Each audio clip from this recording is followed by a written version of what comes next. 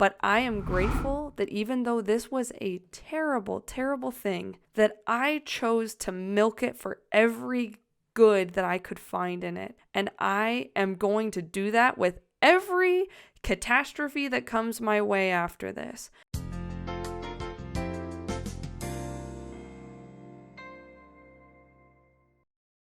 Eight months ago, I injured my back so severely that I couldn't take care of my kids or myself. And today, what I want to tell you is what I chose to learn from that injury that actually made my life a whole lot better.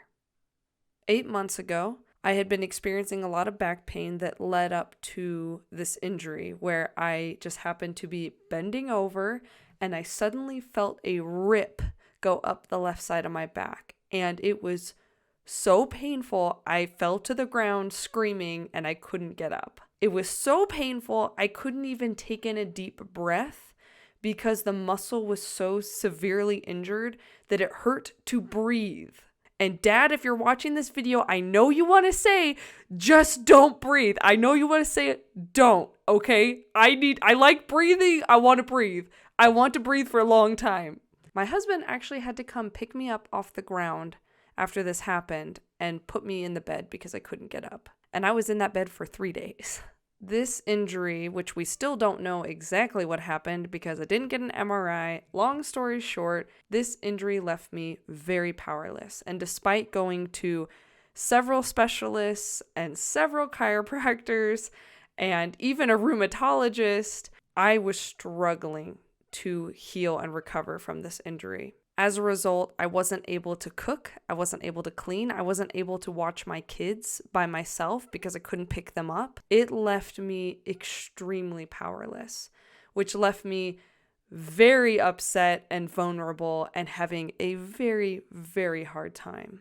This injury was so awful that I'm still recovering from it today. I'm just doing a lot better than I was 8 months ago. Finally.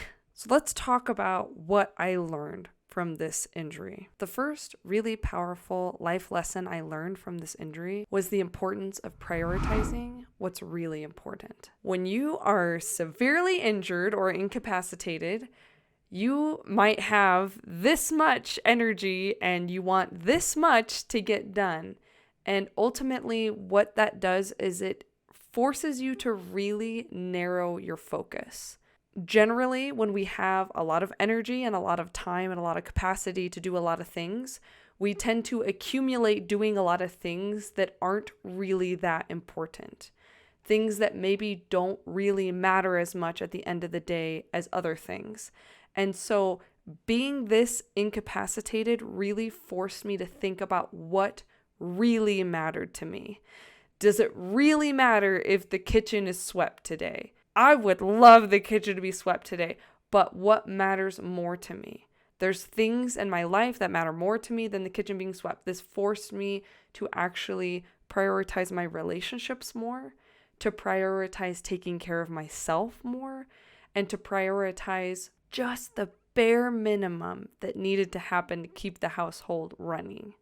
Even though I absolutely hated this back injury, and I hope it never ever happens again, I am grateful for this opportunity I had to really narrow my focus more, because it's easy to just get so distracted with stuff that doesn't really matter. And I'm grateful for this opportunity I had that forced me to really think about what's most important to me, what I want to be spending my time and energy doing. And I feel like this has carried through beyond this injury. The next life lesson I learned from this awesome injury was that you can make or take good out of anything. When I grew up Mormon, there was this expression that was shared a lot, and it was, everything happens for a reason. I don't want to necessarily say that this is a terrible saying, but I like you can take good from anything better than that, because I don't like this idea that maybe God is out there and punishing people and trying to force them to learn lessons. No, I don't like that. I like this more active way of looking at it, of I'm choosing to take good out of this crappy situation. I'm choosing to try my best to find a silver lining here because I want to, and not because anyone else is trying to force it on me. because I am choosing it. And I really like that idea. A couple months into my injury, as we were seeing that I wasn't getting better, I was feeling extremely depressed. I was so frustrated that I wasn't able to participate in my hobbies. I couldn't paint. I couldn't play pickleball. I couldn't play violin or piano. I couldn't participate in these hobbies that meant a lot to me. I was struggling to make videos. I just felt like things were kind of collapsing. So I was desperate to find a silver lining or something that could make all of this bad stuff okay. So started to ask myself, what good could come out of this? Just to try to come up with any positive thing that had come out of this situation. I sat down and I started trying to name things, and each week went by that I was still too injured to do the things I wanted to do. I tried to add to the list of more positive things that were coming out of this injury. And some of those things that started to come really surprised me. Some things that I noticed was I actually was dealing with my stress better because I was forced to confront a lot of difficult things, a lot of difficult insecurities, and it actually forced me to take better care of myself. And I was doing a good job with that. Another thing that I learned from this injury that I wrote on my list was patience. I was learning to be more patient with myself. I was learning to be patient with my limitations. And patience is so hard for me. And I remember at one point writing down on my list of like positive things that had come out of this injury. I think I need patience more than I need my back to get better. And that was a really powerful turning point for me as I was dealing with so much stress and emotional issues related to just feeling so incapacitated. I'm also grateful that because of this injury being so severe, I learned so much about back pain and about muscles and how they work. I did a lot of research because I really wanted to get better. And so because of that, the pre-existing back pain that I had had from a bulge disc issue is actually nearly completely gone right now. And so as I'm walking out of this injury, I'm actually going to be better than I was before, which is really, really exciting. So there's a lot of good that came out of this injury, despite it being awful and despite the fact that I hope it never, ever happens again. But I am grateful that in my life, I really am trying hard to look at the difficult things in my life and try to find what good opportunities are coming out of those things. For example, if I have conflict with a friend, I try to look at that situation as an opportunity to work through some fear I have around what that person thinks of me or some shame or whatever. And I look as an opportunity to become better at conflict resolution. I'm trying to look at my issues in life through this lens of how can this be supportive for me or good for me? And it's really helpful. It's not perfect. It doesn't make difficult things fun, but it does give you a different perspective that kind of helps you to tackle the situation instead of trying to run away from it. So I'm grateful for that. The next life lesson I learned from this injury was to focus on what you can control and to let go of what you can't. That is what acceptance really is.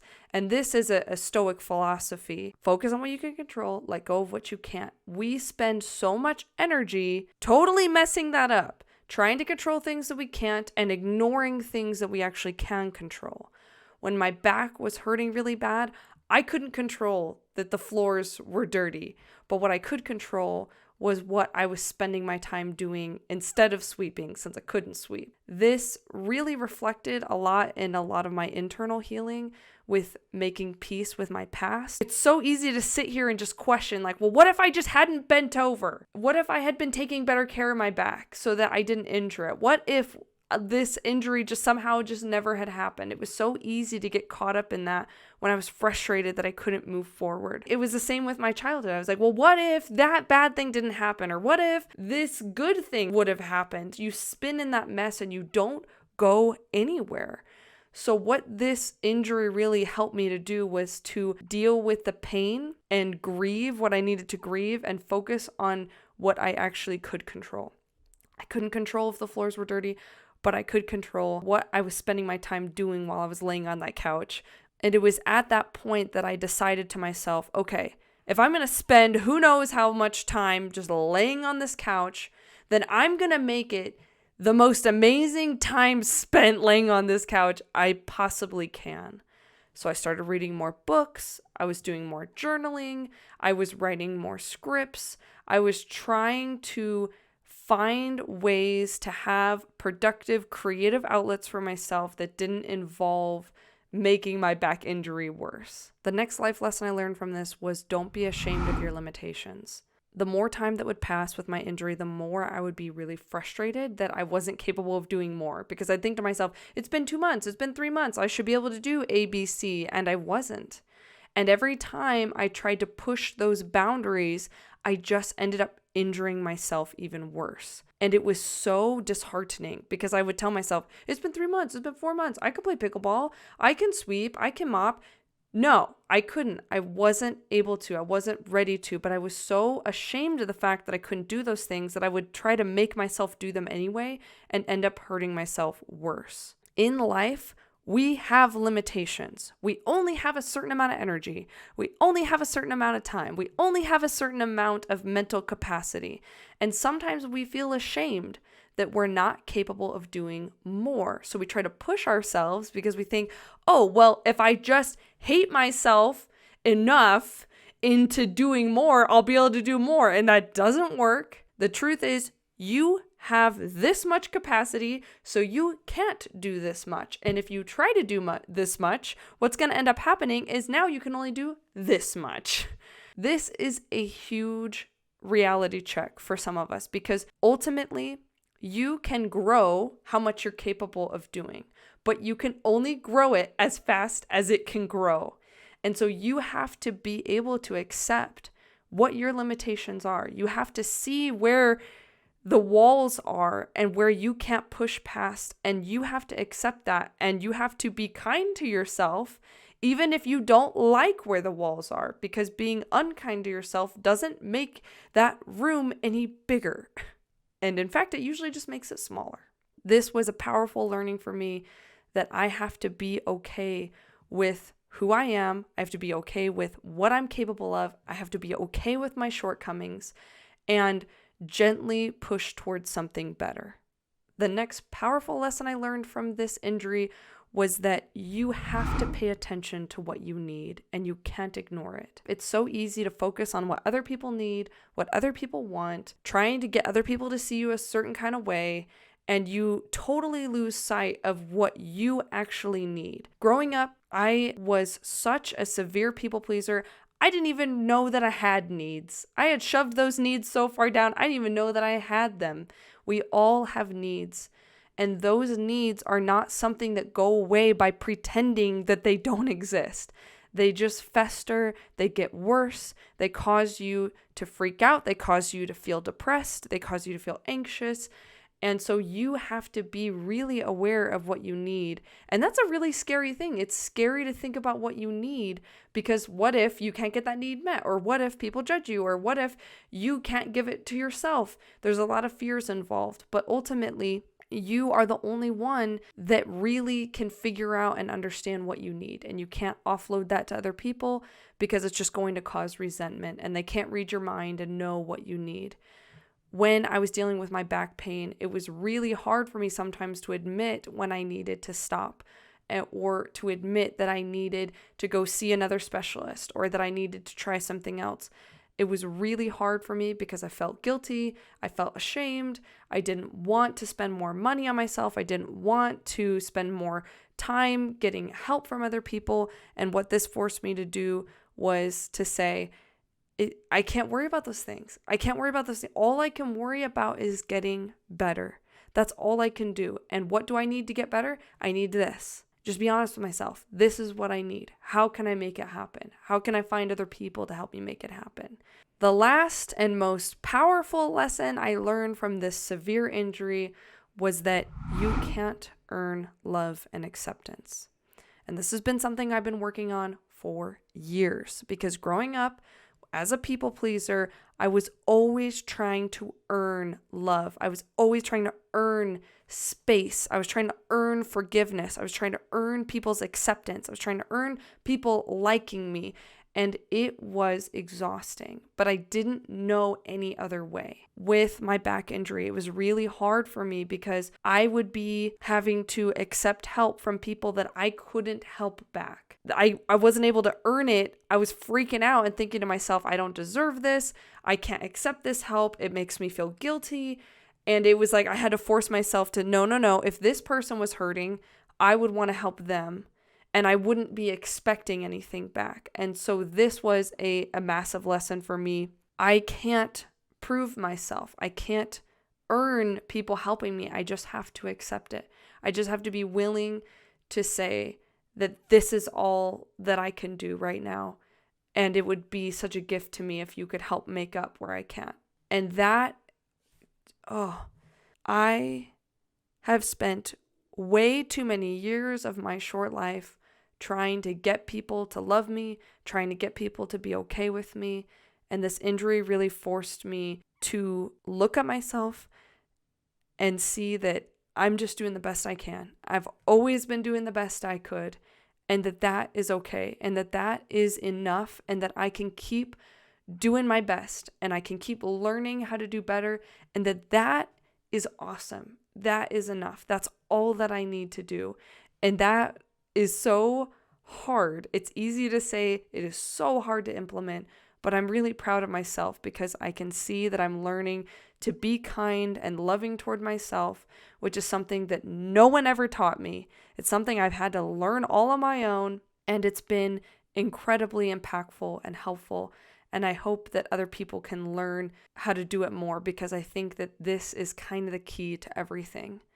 If you're doing things to try to earn people's acceptance, it's not genuine, it's not real, and it's not a healthy way to build deep and meaningful relationships with people. Deep and meaningful relationships come from a place of self-love, self-confidence, where you can genuinely be yourself, where you can genuinely be vulnerable, and you can connect with them genuinely, and not because you're trying to fill a self-worth void with that person's acceptance or approval. This injury has been one of the worst things that has ever happened to me, and it was absolute hell, feeling like I had so very little I could control in my life.